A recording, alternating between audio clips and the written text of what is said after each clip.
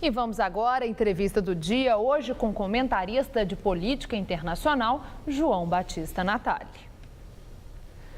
O Vaticano ganhou hoje um novo secretário de Estado. É uma espécie de primeiro-ministro do Papa e, para o cargo, foi indicado o cardeal Pietro Parolin. Ele substitui o cardeal Tarcísio Bertone, que foi possivelmente quem acobertou os escândalos que levaram à renúncia de Bento XVI em fevereiro último. Para falar sobre as mudanças dentro da Igreja Católica, vamos conversar com o professor Francisco Borba. Ele é coordenador do Núcleo Cultura e Fé da PUC de São Paulo. Professor, boa noite. Obrigado pela sua presença. Obrigado pelo convite. Digamos então que o Papa Francisco já demitiu Bertone. Isso é o começo de uma faxina com a qual ele quer marcar o mandato, o pontificado dele?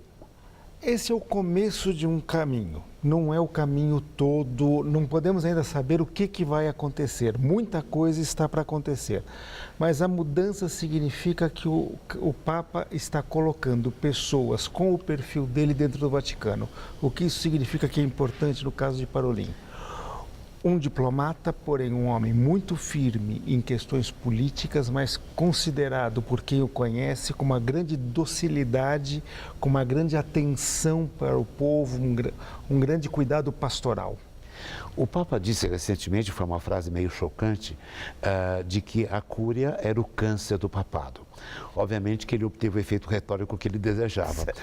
Mas se ele pensar isso, qualquer pessoa que ele colocar dentro da cúria vai continuar representando esse câncer. Como que ele vai modificar esse diagnóstico?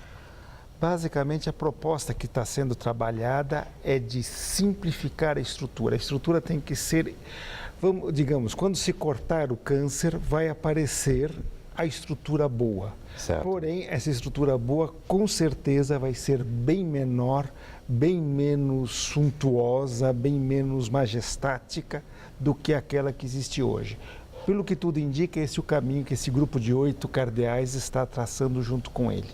O cardeal Parolin, o cargo anterior dele, ele foi núncio apostólico na Venezuela. Exato. E um pouco antes de deixar Caracas, ele deu uma entrevista muito chocante que ele disse o seguinte: o celibato clerical não é um dogma para a Igreja. O senhor acha que ele pode estar sinalizando o fato do Papa Francisco abrir mão do celibato clerical para a manutenção paralela de outras questões dentro da ortodoxia, como, por exemplo, a questão da contracepção, como a questão do casamento gay e assim por diante? Veja, uma série de coisas da ortodoxia da Igreja já foram relativizadas, pouca gente sabe, já foram relativizadas no próprio período de Bento XVI. Certo. Essa questão da ordenação de homens casados, por exemplo, é uma proposta que está sendo estudada e eu diria que tem grandes chances, não estou dizendo que vai acontecer, estou dizendo que tem grandes chances de acontecer. O grande problema da ordenação de homens casados é o seguinte: quando isso não for um escândalo para ninguém, isso acontece. Certo. Enquanto for um escândalo e causar grandes polêmicas e grandes lutas internas na igreja, vai ser muito difícil.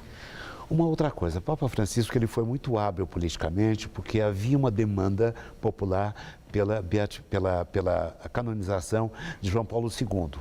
Ele disse: tudo bem, mas eu vou canonizar Paulo II junto com João XXIII. Então ele pegou alguém que era simpático aos conservadores com alguém que era simpático aos progressistas. O senhor acha que ele vai ter um pontificado marcado por essa espécie de visão, um no cravo ou na ferradura, ou não? Eu espero que não. A grande tendência, porque a ideia dele não é dar uma no cravo, outra na ferradura, propriamente, mas é dizer para o cravo: você não tem sentido sem a ferradura e dizer para a ferradura: você vai cair se não tiver um cravo. Agora, isso, o senhor disse, digamos, que ele estava montando essa nova equipe para obter, uma igreja muito mais despojada de todo aquilo que seria supérfluo, aquilo que seria a sua própria visão majestática de si mesmo. Para onde que nós caminhamos? Qual vai ser a igreja que o Papa Francisco vai deixar no final do pontificado? Eu acredito que a igreja de que Francisco deve deixar é uma igreja muito mais simples, muito mais carinhosa, muito mais preocupada com as questões sociais, porém, ainda na linha dos seus predecessores, uma igreja profundamente espiritualizada e que se contrapõe ao mundo de hoje, no sentido de ser uma igreja espiritual num mundo que é secularizado, que é contra a espiritualidade. Professor Francisco Borba, eu agradeço a sua presença e muito obrigado e boa noite para o senhor. Boa noite e muito obrigado. Gabriel.